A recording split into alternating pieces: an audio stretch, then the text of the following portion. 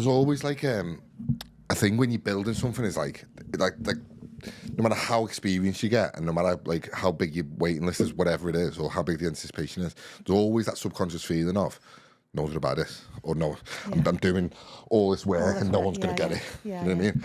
And I had that really bad when we came to this concept room. It's like, I'm spending all this money, what if no one signs up? Yeah. And you know, realistically they will. Yeah. But it's one of those, if you build it, they'll come kind of like yeah. things, isn't it? It's like a little Kevin Costner moment. But there is that element of like, oh, I hope this fucking works. I'll build it. I hope they come. Literally. So you were actually like one of the first couple of people in here. Like when we first came, it was probably what, 3 or 4 months ago. Moved, hadn't you? You were somewhere else before. Yeah, we were in the other content room, and Nick and Caroline sold. That was it, yeah. But that was kind of like preempted, like probably best part of a year beforehand. And hell of a long story short, we kind of like when we went to the old content room, we had like a 2-year plan to like grow. And at that point in time, we probably were just going along nicely. We kind of fast-tracked our progress from like 2 years to like probably 6 months. Yeah. And because you had to. it's scary though. It's scary. Yeah. It's not for the faint-hearted. No. It does keep you up at night sometimes, but there was definitely that element of excitement. And then when we came here, it's just that subconscious feeling of like, you know, we know it'll work, it's proven to work, but it's, you know, will people actually buy it? And yeah, we just kind of, just. I think the reason why we got off to a good start is because I showed people the whole way. So every day I was posting stuff, and it was like. There was like anticipation then. Yeah. It was like almost like taking people on the journey with me. It's like I was like filming myself at 8 o'clock at night in here, like look at all this mess and stuff, and I think people buy into that rather than just showing like the end result. Oh, look at my fancy studio. It's like actually. And people want to support you as well, don't they? Because they've been with you from the beginning anyway. So. Big time, and you realise how many supportive people are actually out there. Like I had Katie on this morning. She was like we've had similar trajectories coming up and similar sized businesses and stuff, and yeah, I mean, she just said the same thing really. But Rach, have we started? Are we rolling? We are actually, but we'll go with it and see what happens. For anyone in my audience who, I think most people in my audience will actually be probably quite aware of who you are. But just in case, we are rolling in certain like similar circles most of the time. But for anyone who doesn't, or might be a crossover audience, what's your background? Who are you basically? What's your background and what do you do? Okay, so my name's Rachel Philpotts. Yep. I am the founder of Renew, which is a functional medicine clinic for burnout and beyond. Basically, my whole mission is about burnout and reducing female burnout globally. So all the work that I do is all aligned to that mission. And the clinic was the thing that I started out with. So that was what I qualified in functional medicine and set up the clinic. And then there's been other things that have kind of rolled on as a result of that. So there's like now like a matrix of different things that I'm doing. But the clinic was at the beginning. All about burnout and helping people to kind of overcome that naturally. I love it. So how long have you been doing that for? So I set up the clinic in 2020. I always tell this story, Steve, because I think it's it's one of those kind of near miss things, because I used to work in corporate. I'd burnt out myself, and then I'd left corporate behind, like totally left it behind, and gone back to become like a full-time student. So I'd been studying for 3 to 4 years, got to kind of March 2020, and I just popped out the other side, and I was really excited. And I went to see this like fancy clinic room in Rodney Street, and I was all like with my pen about to like sign on the dotted line. And then of course a week later we were in lockdown, so it was such a near miss that I didn't do that. And then I had to pivot then. All my clinical training had been face-to-face, in person. We've been supervised online, but all the client work had been done, in person. That's the way we've been trained.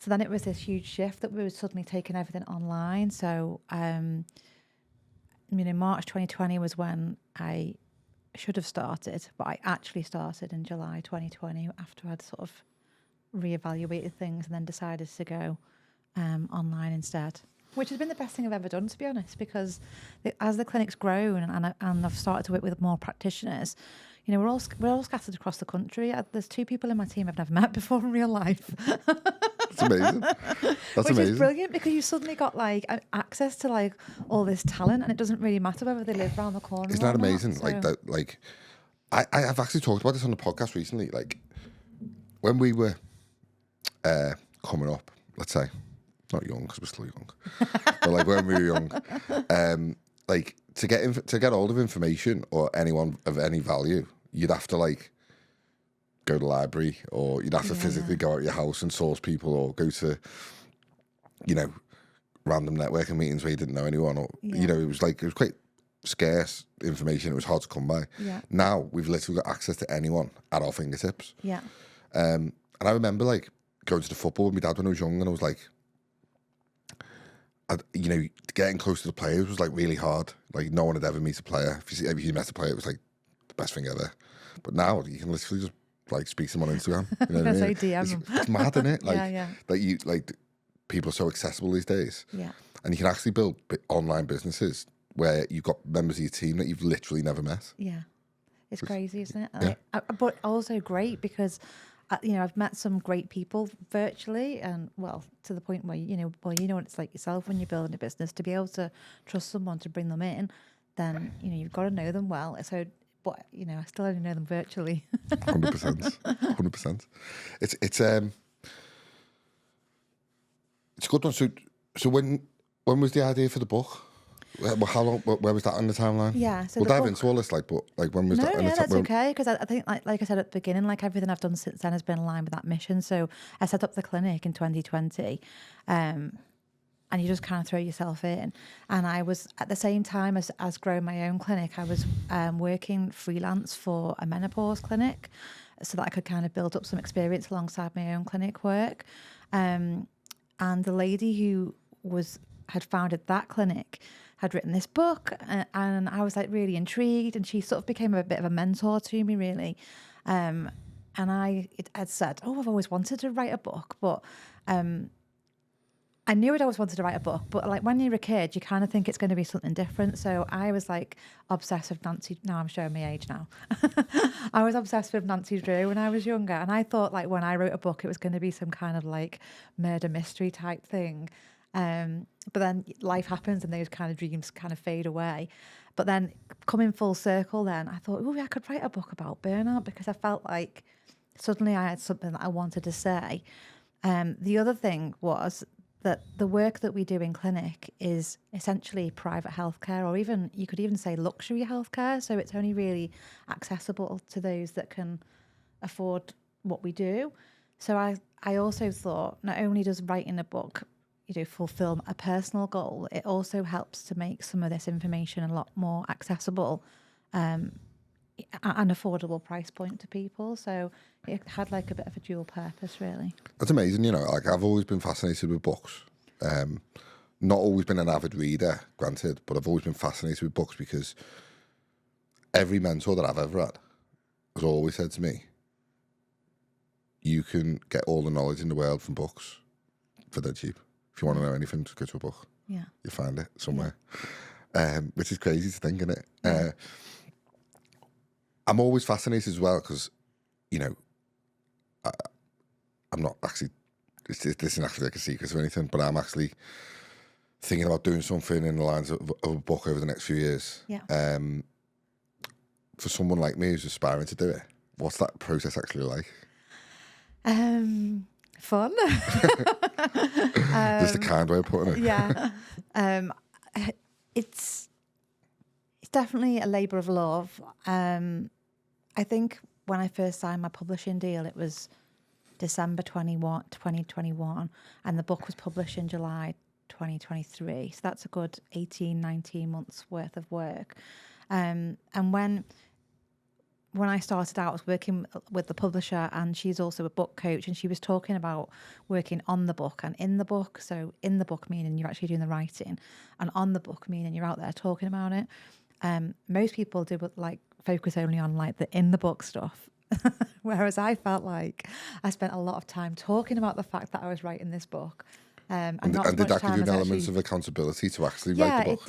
it did. But I felt like that at one point, because I was also doing a lot of networking to try and grow the clinic, I felt like I was talking about this book like this. It became this like sort of like imaginary thing, because then back at home I was thinking, yeah, but it's not getting written very quickly. But then there was an intensive bit, because then obviously you have deadlines, so there was different like stages along the way, and I had to get like a first draft in by a certain point in time, and then there was a more polished draft once a development editor had looked at it and sort of given feedback about what I'd produced against what I was trying to achieve. So I then went back and like redrafted the whole thing.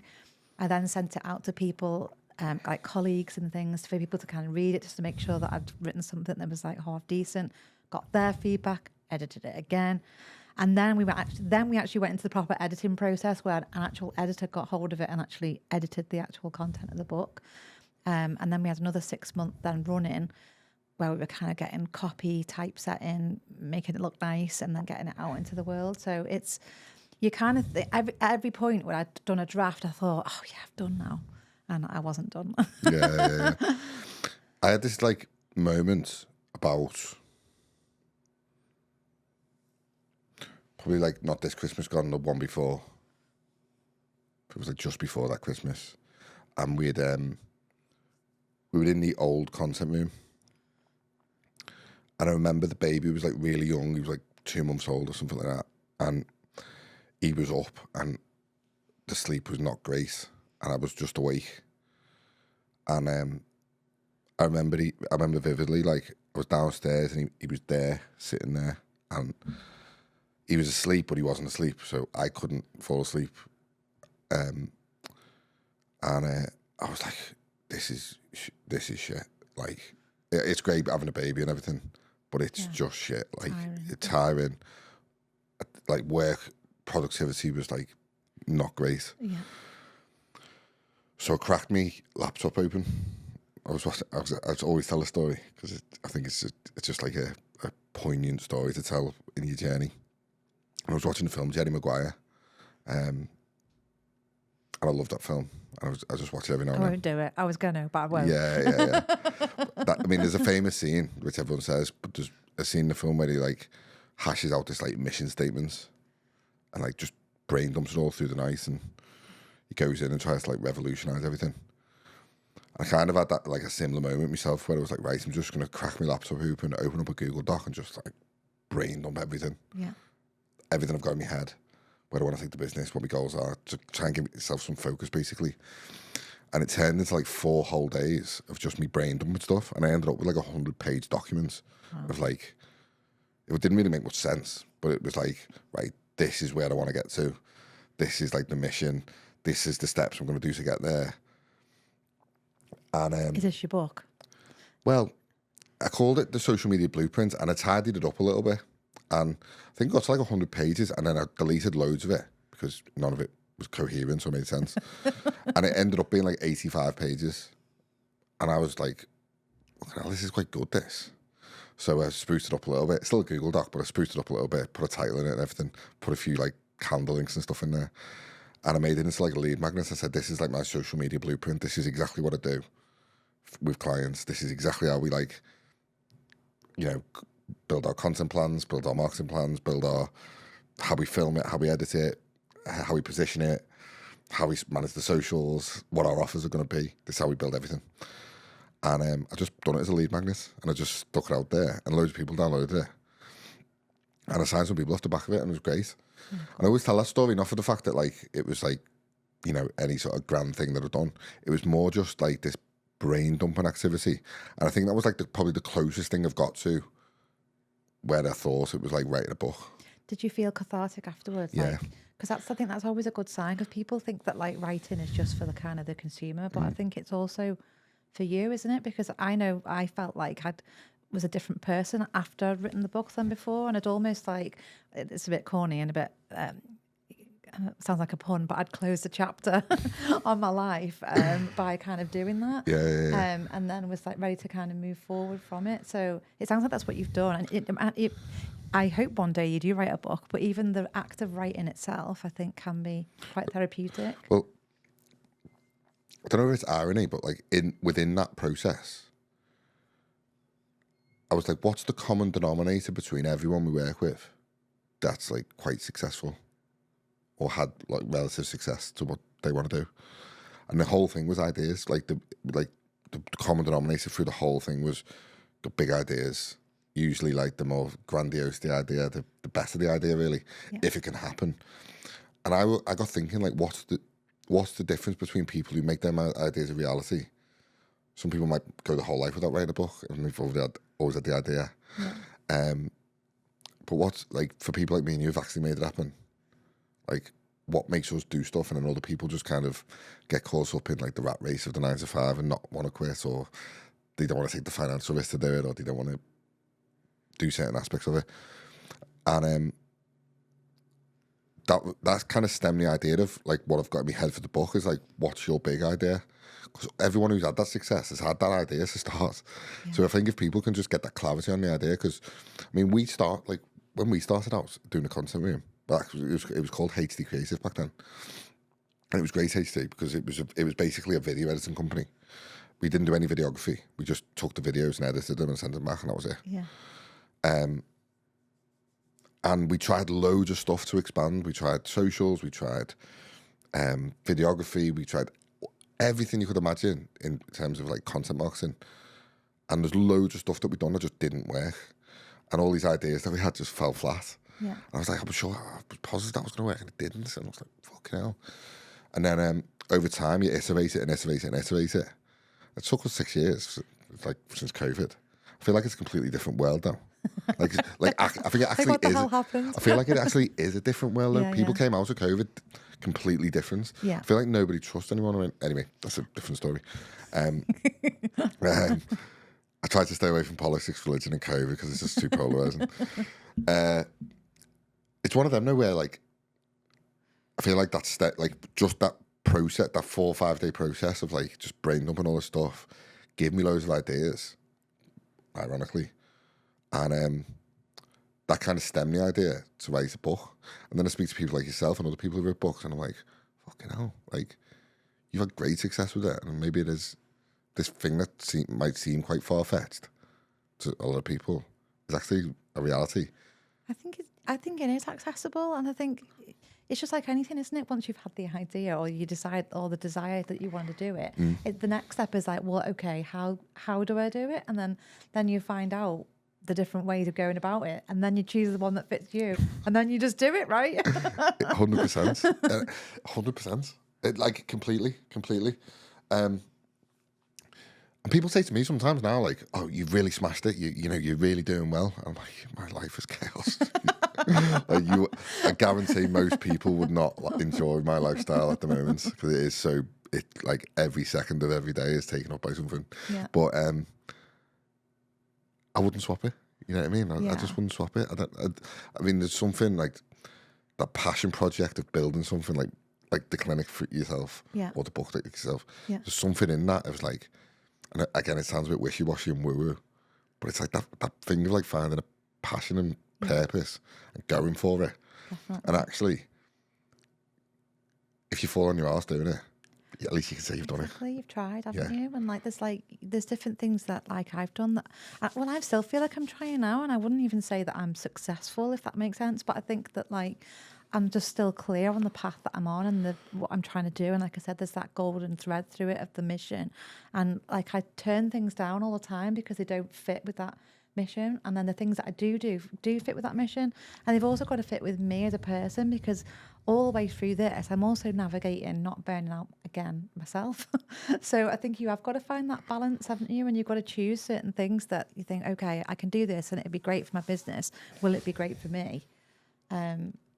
What are the pros and cons? For anyone in there, for anyone who might be like watching this, who's like in a situation like us where they're really going for something or working really hard or trying to achieve something, and they might be feeling on the cusp of, because at that point in time when I'd done that brain dump, I was on the cusp of like real. I feel on the cusp of it all the time, Steve. Yeah. what are the things to look out for first of all? Yeah. Then ultimately, what are some like sort of actionable bits of advice you would give to someone who's approaching it? Yeah, so I guess the burnout itself is defined in three ways.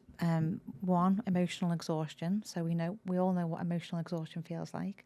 Two is occupational cynicism, or what's called depersonalization. So when the people around you, you either don't gel with them anymore, or you feel cynical towards what you're doing. And then finally, reduced personal achievement. So if you're not achieving in the way that you used to be able to, then those three things together are what kind of defines burnout. And I think we can all look within ourselves to see whether that's something that we're approaching or not. Obviously, there's lots of other symptoms and things like that go alongside that. So I think the first thing is that awareness in terms of being able to recognise it and understand whether that's something that resonates with you. And then once you are aware of it, it's then putting steps in place to help protect you from it. In the book, there's 4 different steps. The first one being restore. So it's about, what can you do to make sure you're getting enough sleep? What are you doing each day to offset the stress? Because all the things that we're doing right now, I bet you said your day was crazy. And I bet most of it, if you looked at that day, you'd probably look at it and go, 80% of that is must do stuff. 20% of it I'm probably choosing. I maybe could delegate or say no to, but 80% of it is probably like, I've got to do it. And that could just be like, I've got to work, I've got to pay the bills, I've got to do the food shop, I've got to put food on the table, I've got to look after the kids, I've got to do and look after your elderly relative or whatever it is. So in that moment, your plate looks pretty full. So you've got to find the little moments in the day to offset some of that just by taking a breath, shrugging your shoulders or whatever it is. Second step then is around nourishing yourself. So stress is, a really kind of energy intensive experience, and it depletes us of a lot of nutrients. And often when we're stressed, we're probably not prioritizing what we're putting into our body very much. So that could just be as simple as starting off with hydration, drinking a glass of water in the morning, and just sticking with that one simple thing. And then later on, it might be adding on in some other things. Just what I would say is that we live in a convenient world, which isn't perfect. So if we can utilize convenience in a healthful way, then do it. And that could just be like getting meal kits delivered or whatever it is that makes life easier in the stressy moments. Do it. The third one then is engage. Now, when you are burning out, you're probably feeling like you're disengaging. I know I did. So engaging is about re-engaging in something that you enjoy or take pleasure in. And also kind of getting out into fresh air and exercising and just lifting your moods through engaging in exercise. And then finally then is reframe. And this is all about your mindset and the things that you tell yourself. And it could be like negative self-talk or limiting beliefs that might be holding you back or might predispose you for burnout. Now, in the throes of burnout, you're probably not thinking, I know, I'm going to go and work on my mindset. But it's something to kind of be aware of. And it can be used as a preventative tool. If you are burnt out, it might be the last thing that you want to look at. But yeah, there's a lot, isn't there? yeah. But actually, you've broken them down to some really sort of actionable steps, to be fair. So I think that's what most people need. I was actually speaking to Kate about this morning. It's like people, let's take Kate, for example. She does activewear. Yeah. Got a brilliant business. I've got several pairs of leggings. Yeah. Like, really cool. But no one cares what fancy sewing machine she uses. Yeah. What they care about is how they look and feel in the kit. Yeah. If someone comes to the content room, they don't necessarily care about the fancy cameras that I've got and the fancy lighting that I've got and the backdrops. Yeah. They want to see the end podcast or the end content that they get. So we can, like, I fell into this trap massively when I was a PT, and especially when I moved on into content where you want to come across as like the expert so much that you end up just like throwing all this like jargon out there. And I was the most guilty of it. And because you want to be like the expert, but actually what people really want is just tell me something I can understand that gets me results. Yeah, exactly. And you've just done that. So, I found that the more I've simplified stuff and the more simple I've made the clear that I've made the message, actually, the more effective it becomes. Oh, well, I think everything is overwhelming anyway. But when you're burning out, then overwhelm is going to be your primary state. Yeah. So the last thing you want is somebody coming along and setting out this like perfect thing that, or perfect method or complicated, doing all these things, go and prepare all these meals from scratch like a gourmet chef, and you're just going to be like, well, Yeah. obviously that's the ideal world, but what can I actually do in this moment to make myself feel 100%. better? So I mean, I used to say that it's a PC class. This was going back years. So, I mean, the science and the methodologies have probably like evolved now. And I'm not going to claim to be a health and fitness expert anymore because I've been so out the loop for about 10 years now. Don't get me wrong, I still train, I still keep fit, I still have a little bit of knowledge, but generally, like, I am at the loop. But I used to say to people, look, if you've got a busy lifestyle and you're just moving about all the time, and you say you're getting kids ready in the morning, or you're up at 6 o'clock and you've got to be on the road to an event or something, like, the best thing you can do actually sometimes is just grab a banana or grab an apple. Something that's just easy for you to get, even if it's like a protein shake and an apple. Like, it's better than like just eating crap, basically. And just making like it, like, again, just going back to that thing of accessibility. How do you make it easy for yourself? Because people's lives are hard enough. That's the thing, and I think that you can even nowadays you can get like meals delivered that have already been prepared, that somebody else is like home cooked, and like, where's the kind of do it? Do you know what I mean? If you've not got time, then like, great, you've got something that's already there. It's really nourishing. You've had to put zero effort into that, and that's something that's convenient, that's helpful for you. Put it this way: if I hired a coach, for example, or a PT, or someone like yourself, and you started saying to me, you've got to, map out your breakfast every day and put all everything into this app, and like, measure this and measure that. I'd be like, look, it sounds like and then I always laugh and joke with my old PT mates now, because like some of the stuff I used to say to people, I cringe a bit at now, especially now I've got kids. I'd say stuff like, do you know, when I've got kids, I'll always keep on it. This is the thing, and everyone's different. I think that the one thing that like shines through with functional medicine is that like everybody's unique, and we're about meeting people where they're at. And some people have got the enthusiasm to go a bit more all in which case, great. But if you are, and we were talking before about overwhelm and you're feeling burnt out, so normally people have got minimal capacity or headspace for much. So we do really need to keep it simple. But there are other individuals who are kind of in that preventative healthcare space, and they want more, and they want to kind of, go deeper and understand, and in which case, great, because that's where you can get really personalised with those people. 100%. That's what I'm saying wavelength with that, because that can be kind of like a polarising topic. I used to get into arguments with everyone about, which way you should do it and that. But actually, it's the way that works. Because you might get someone who comes along and goes, I don't know, like I cut carbs out or I cut sugar out and it worked.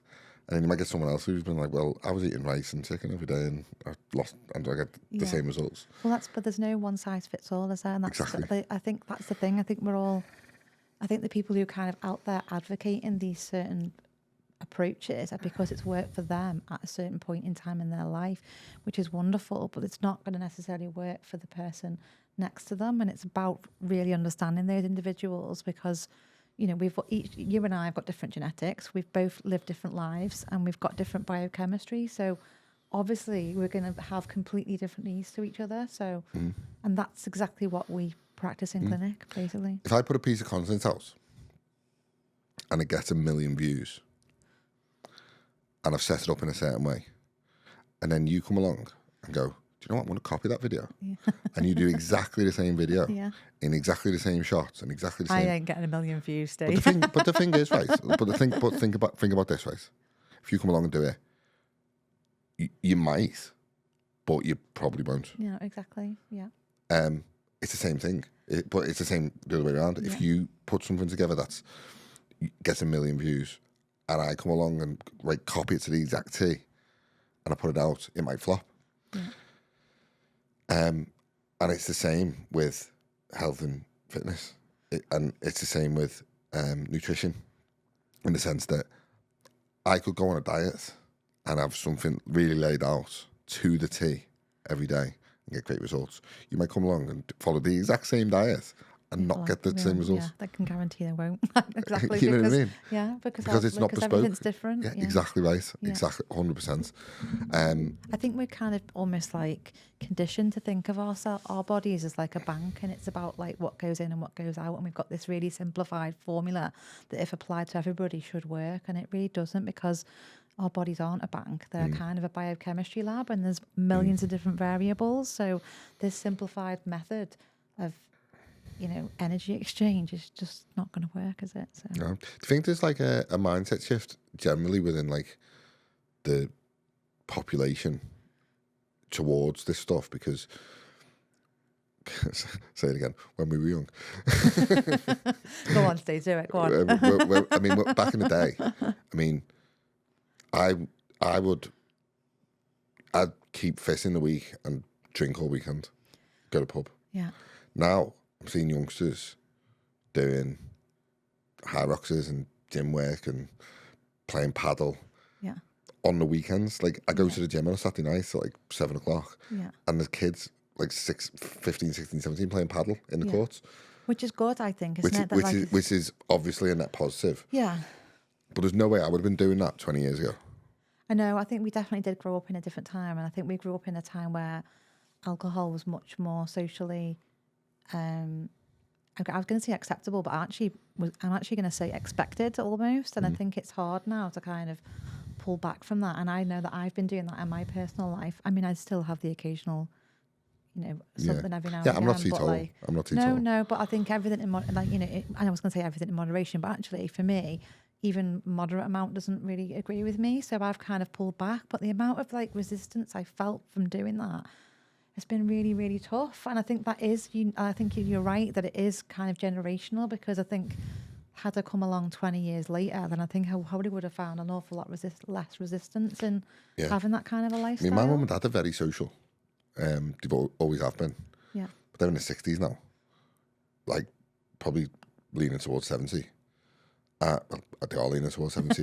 And but like that generation. Sorry, mum and dad. you would actually find that age, like say 50 up, in pubs more than sort of 18 to 30-year-olds. Yeah, I know. Which is weird, because when we left school, there was definitely that element of you go to football on a Saturday, go and have some pints. Yeah. I worked in a pub when I was at uni the first time round, and I absolutely, it's one of the best jobs I've ever done. It was brilliant. It was so fun. There is an argument that I heard online, which was quite interesting, that said we shouldn't try and lose that though, because there is definitely like a social element to it where people, like men meeting women and women meeting men in bars was like a thing back then. Yeah. But now that really doesn't happen anymore. No, but I think there is an element of being social, and I think that's certainly, again, what I've navigated, but pubs and bars are becoming a bit better now. So, again, I will still go out because I want to go out. Like, I want to go out. We go to the Rose and Crown in Bedminton, and we go because the dog can come with us. And it's great. They actually do, like, this non-alcoholic gin. So I feel like I go, and I can sit down, and I can have a conversation, and I can, like decompress from the week, because I'm sharing stuff because we're outside of the home environment.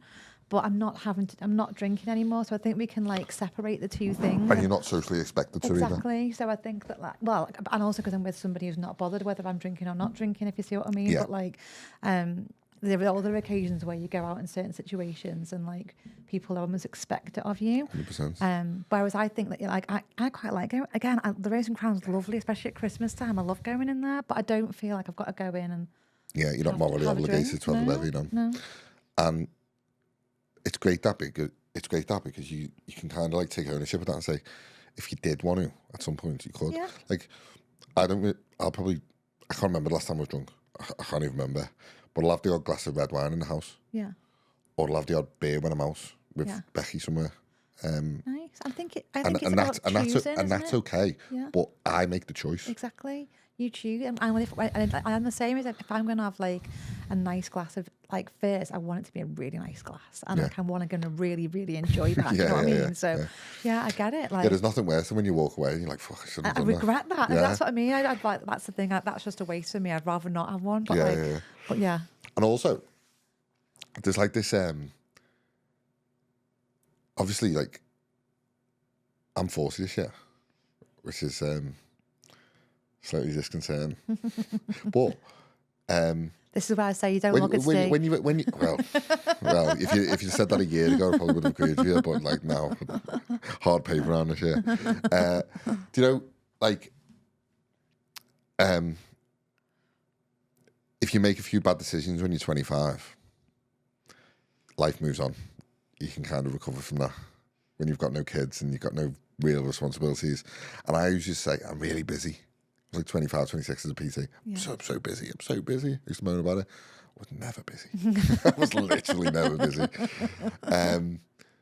But you can kind of make like quite big life decisions at that point and make like quite big mistakes and recover and still be okay. If you make them same mistakes when you're like 40, it kind of can have like some repercussions in your life. I think it depends on what you mean. I think I actually feel like having career change once. Let me put this. I feel like a career change again. Do you know? I feel like you just feel like I feel like what would you actually invincible. do? Like, this is interesting. What would you actually do if you didn't do what you're doing now?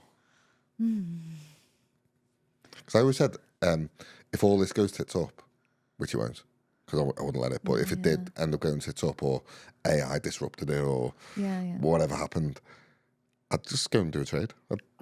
My ego's not that big. I'll just go. I'll go and relearn something. Yeah. I mean, like, I guess it's like anything, isn't it? Like, I guess I could always go back into corporate if I needed to as well. So, Did you enjoy corporate?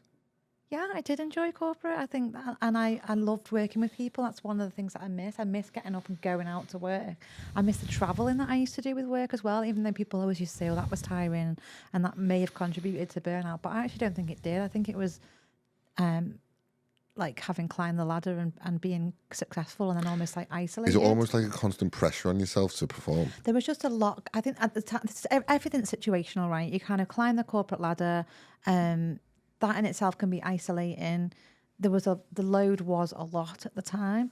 And then if you throw into the mix then, you know, conflict and things like that, whether that's internally or externally, then that can really weigh heavy. And I think it's just a collective load. I wouldn't say there was one thing for me, but I think it was just a build up over time when there was a lot going on.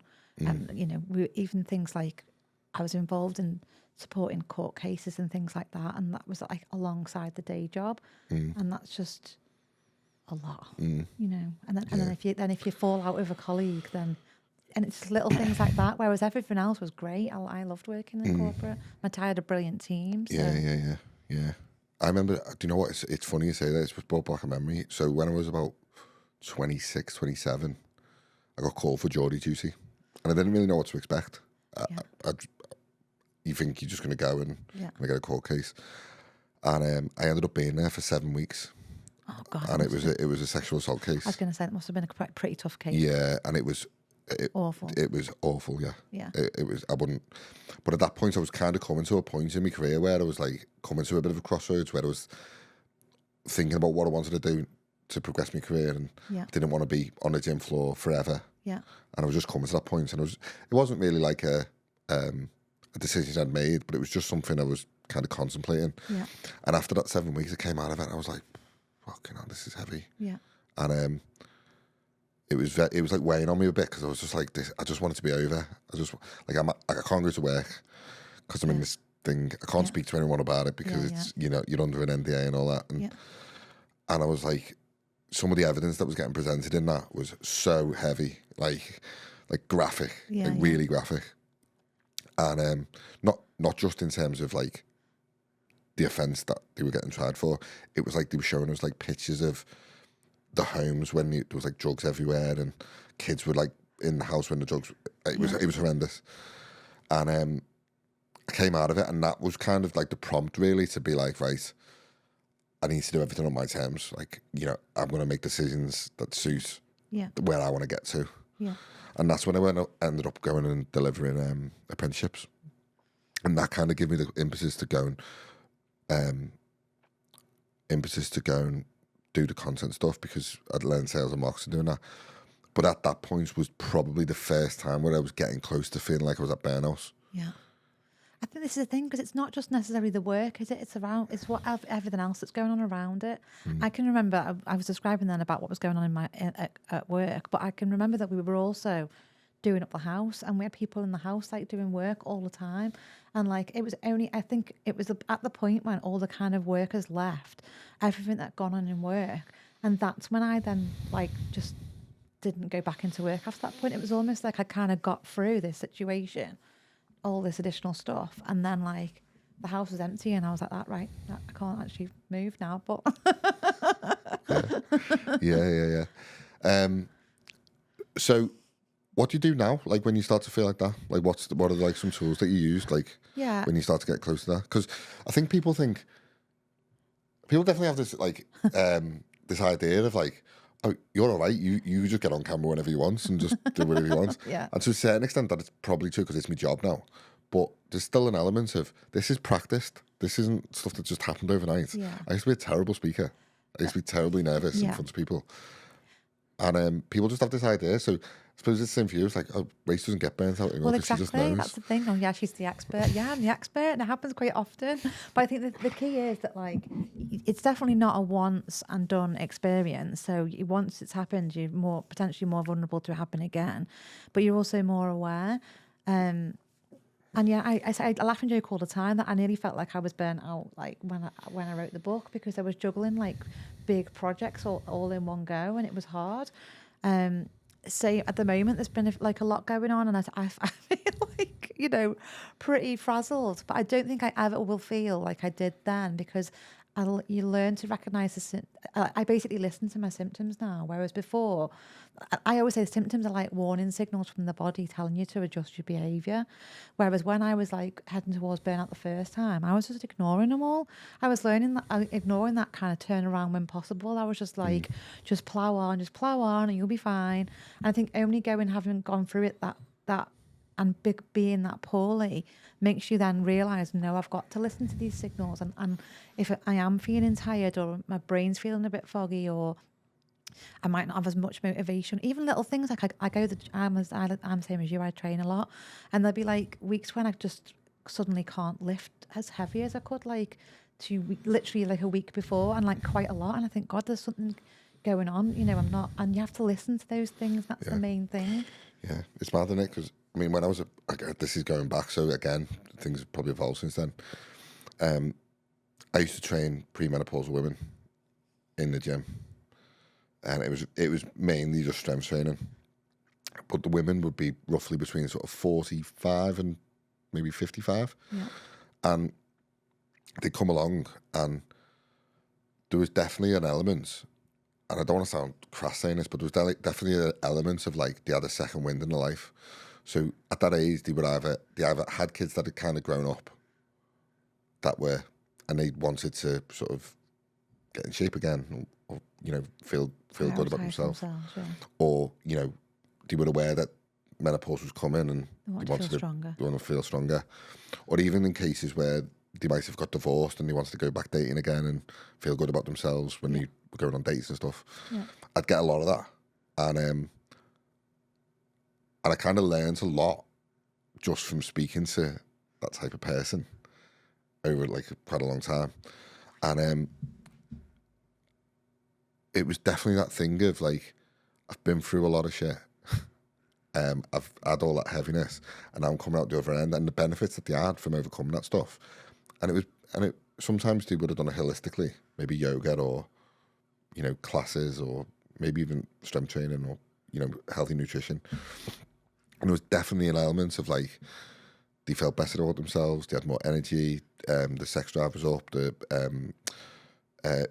were doing stuff that they wouldn't necessarily do before. Yeah. Things like even just going to like, things like putting dresses on and going to parties and wearing certain things, and just them benefits that they were having by doing all that stuff was fucking amazing, really. And what I quickly realised, and I think the reason why I've gravitated to what you've done, is it was all quite holistic. It wasn't like, it was the ones that went all in, really hardcore, never really got that same outcome. Yeah. So my approach with it was, right, we're going to do it over 6 months. We're not gonna try and like lose a pound this week. I don't care if you lose a pound this week. Yeah. What I care about is, are you hitting these markers over like 6 months? And that's what we've done. And the results were amazing. It was more holistic, because before that, I was just hammering people in the gym, and I kind of look back and cringe a little bit now. But there's definite elements of these benefits were just huge for people that they didn't even realise. So they think they want to come in and like lose a stone, but actually they will lose a stone, probably more. But also they'll have all this extra stuff. That's what they really wanted, yeah. Yeah. And all this other stuff, to be like, do you know what? I can't believe the amount of benefits outside of the weight loss. So the weight loss is great, and it's healthy, obviously, to be a healthy weight and a healthy body composition. But all these other benefits they didn't even realise, which is mad, isn't it? I don't even know where I was going with that, but yeah. So we're kind of still in the start of the year. Like, we're still in the first quarter of the year. It's not, I wouldn't say it's New Year anymore, but it's definitely like the first, coming into spring. What's the big idea for this year?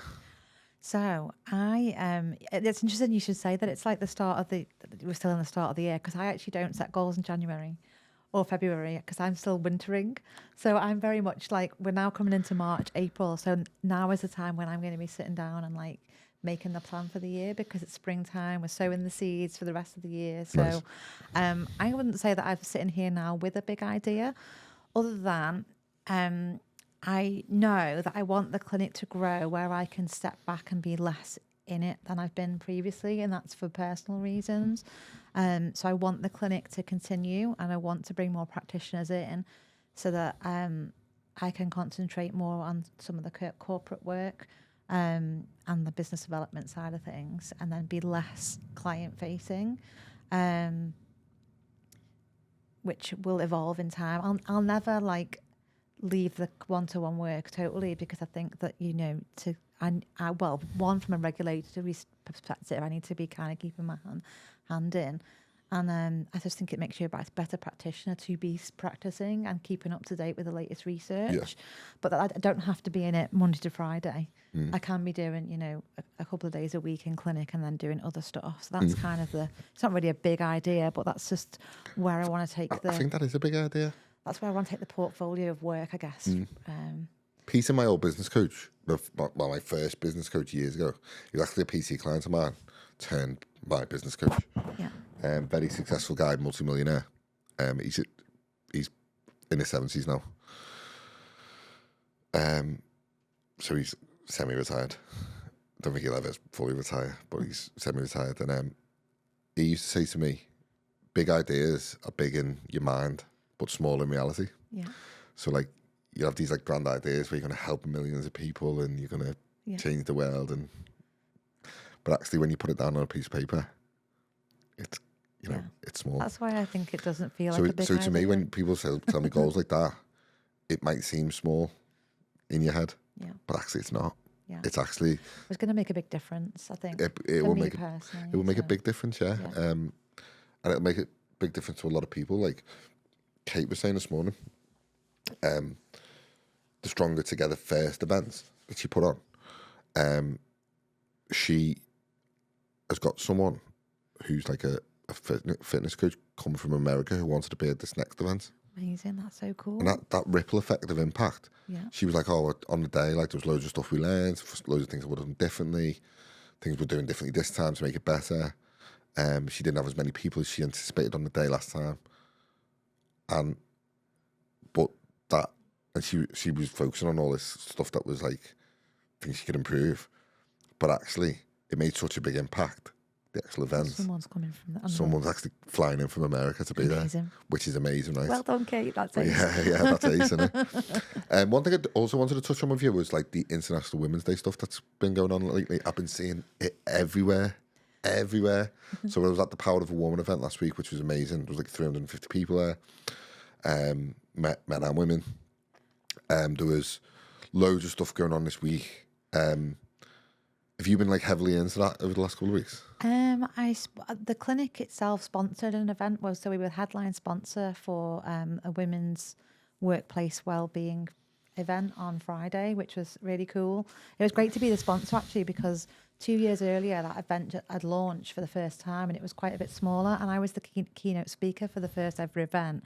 Wasn't actually there last year, and then I was looking to do, so this year's theme was Give to Gain, so I knew that I wanted to do something, and I wanted to sponsor something, but I wasn't sure what it was. And then I saw that they were looking for sponsors, and I thought, oh, that's quite a nice full circle moment, and we were quite aligned. So yeah, did that on Friday, which was cool. That's amazing. That, I mean, there's definitely, I like looking at it from like a really practical women in business standpoint. I've found over the last 3 or 4 years that there's been so much like progress made. I don't want to sound like I'm sort of virtue signaling or anything, but there's been so much fucking progress made in that sort of women coming into businesses, running businesses. Like Amanda Dunsworth, who put on the Power of a Woman event. She's got a massive business in import and exports. It's like 99% male, and she's smashing it. Yeah. So stuff like that is like, it would have been a bit unheard of. Now, the reason why I say that, I used to have a client, like when we first started out about 6 years ago, and she used to take us to like some women's only events, and like, I'm not gonna lie, they were a bit naff, to be honest. They weren't great, but I think it was because none of the women there had. It was more, to me anyway. I mean, there was some men there, but it was more just like women. It was more like a therapy session, really, because they didn't really have businesses as such. They were just women who had sort of a general idea of what they wanted to do. Yeah. And it's become like, I thought at that point, I really hoped these women like get these businesses really going. Yeah. And over time, it's actually happened, because it's turned from like them events that I found personally a bit naff to these events now that are like absolutely unreal and like huge impact happening. Yeah. I just found it interesting because I've been seeing loads of it over the last week or so. It's been everywhere across social media. And I'm trying to like diversify the podcast a little bit with like women, men, different backgrounds, different diversities, all that kind of stuff. And I really want to do, I want to make a concerted effort over the next few months to do that. So it's interesting. So to finish off, the audiobook is now out. Tell me a little bit about your idea behind the audiobook. So I was finding that so the Burnout Bible came out in July 2023. At the time, it was only available in paperback and Kindle version, and it is a bit of a Bible. It is quite thick. So, I mean, I'm a book reader, so I quite like a big, thick book, but not everybody does. And people who are potentially feeling overwhelmed and burnt out might also not have the kind of headspace for kind of picking up and reading a big book. And I had people coming up to me who were saying, oh, if it was available as an audiobook, I would have listened to it, but I've not quite read it yet because, you know, I prefer to listen to, they consume content in an auditory way. And now I don't really consume content like that, so it hadn't really ever crossed my mind. And then I was at, so the publisher that I work with, Practical Inspiration Publishing, every year they do like a get together, and all their authors kind of descend on either London or Manchester, wherever it is. And this year we were all in London, and audiobooks was like one of the themes, and there was a couple of authors in the room who'd actually narrated their own book, and I thought, well, I've been thinking about doing that. And then I bumped into you at an event, Maria's event in West Kirby, and I was like, oh, like, first of all, I didn't even know what was, but again, like, it's like anything, you have the idea, then you think, how am I going to do it, and then you find out how you do it, and then you actually do it. Choose the way that fits for you, and then you go and get it done, right? So yeah, that's what we did. Yeah. It was a bit, I mean, I found it a bit of a... Did you find it fun, Steve? I found it a bit of... honestly, like, being totally transparent, I found it quite a cathartic process. We talked about this before with the brain dump stuff. I found it quite... It was hard work to do, but I found it really... It was great for me to do. Yeah. Would you do it again? Yeah, 100%, actually. And it's something that I've spoke to Chris about doing a lot more of this year. And any authors out there, by the way, who want to record the audiobook, get on me. Yeah, I found it really a real process, and I'm glad along the way there was some like reviews and notes to be actioned. Yeah. Because I think if it was just to have gone through perfect, Yeah. I wouldn't have had them lessons. No, and it's like I said to you, like, you know, every time I submitted a draft, I thought it was done, and then it kept coming back to me, and it was like a bit of a boomerang book. And it was the same thing with the audio version, right? We thought, oh, you think in your head, oh, I'm going to spend 2 days in the studio, and that'll be it. Yeah. And then of course, then it's all the listening to it and like checking it all and like 100%. getting it in order. Then obviously the technical checks from the publisher, Yeah, and yeah, it's yeah. kind of they've got to have time to do their work, and then it was sitting there, and they weren't sure whether it was going to upload in time for the second, and we were all kind of twitching, and the next thing it was out, and I was like, yay. Yeah, and I've had, do you know what, like, it was great, and you were one of the first people to come into the concert and to do it. So it was, you know, we done it. What did we do? It was like a day and a half in the end. Yeah. And then obviously the editing process was quite a while, but I mean, it was 19 full chapters. Yeah. I mean, it's a big book, isn't it? Big book, yeah. So because it's available through different channels, if you're like a Spotify premium subscriber, for example, then you can just listen to it. And I've had people messaging me going, I've just been painting in my living room listening to you. And I'm like, okay, great. Look at you. So it's so good, you know. I'm actually really pleased, and congratulations as well, because Thank you. Thank you for your help. these things, once you get them done and you achieve them, they can almost become like minimalized, in the sense that, like, you think, oh, you know, I've done it now. It's you know, it's done. Yeah. But actually, it's a massive achievement, that, because how many people over the course of their life have amazing ideas? Yeah. I was actually watching Dragon's Den the other day, and I was thinking this, like, how many people go on Dragon's Den and have these amazing ideas, and they want to get stuff done and just never do them. Yeah. And you've done it all. So I'm sure whatever you do this year, you'll have Oh, thank you. big success with it. For anyone who wants to sort of get on the audiobook or the physical book, where's the best place they can find you or the book? So me, I'm definitely got a social media presence. So I'm on Instagram, and the clinic's on Instagram as well. So that's probably the best place. So at Renew Clinic. I think it's at Renew Clinic _ or something like that, but at Rachel _ Philpotts, easy enough to find. The book is available wherever you like to buy your book, so whether that's in the bookshop or online. And then the audiobook is wherever you like to consume your audio content. So I love it. Everywhere. Love it. Rach, thanks so much. I really appreciate it. I will put all them links that you just said around this video. Yeah. Somewhere, and I'll collaborate with you on all the content and stuff. But really appreciate your time. Thanks so much. Go and get the book. Go and listen to it on Audible or Spotify, wherever you listen to your podcasts and your audiobooks. I'm a big audiobook fan, you know. I've honestly never listened to one before, which is like a huge confession. So, but I've listened to my own now. I am a bit of a bookworm, and I definitely think you learn more from. You definitely learn more from books, the physical book, I think. Yeah. But there's definitely something to be had where you walk the dog and you stick your ears in. But what I find with the audiobooks, this is going to go in the podcast, by the way. What I find with the audiobooks is sometimes, say you're walking a dog and the dog goes for the wee, and you're like, oh shit, and then you miss like a sentence. Yeah. And then you're kind of catching up on it. Whereas with the book, you're literally reading every sentence. Yeah. So You've taken it. So I take a lot more. I take a lot more notes in books. Yeah, yeah. So like a lot of the books I've got now, But I think you're right though, because I remember like listening. I don't drive as much anymore, so that's probably why I'm not listening so much. But I think if you get a good little segment on the radio, for example, and something catches your attention, and then you do retain that information because you've listened to it in that moment. So I do get it. I think it's just for me personally, when I'm out walking, I don't really want to be listening to something else. I want to be like in the environment that I'm in. I've had this idea to put podcasts on the radio, you know. Yeah. Do it. Yeah. I've got a meeting with In-Demand Radio next week. Cool. So I don't know whether all the slots are taken up radio-wise. Presumably are.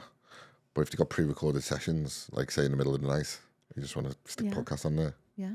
Why not? So we'll see. We'll have a discussion about it anyway. But thanks so much, Rach. Appreciate your time. Thank you too. Thanks for having me.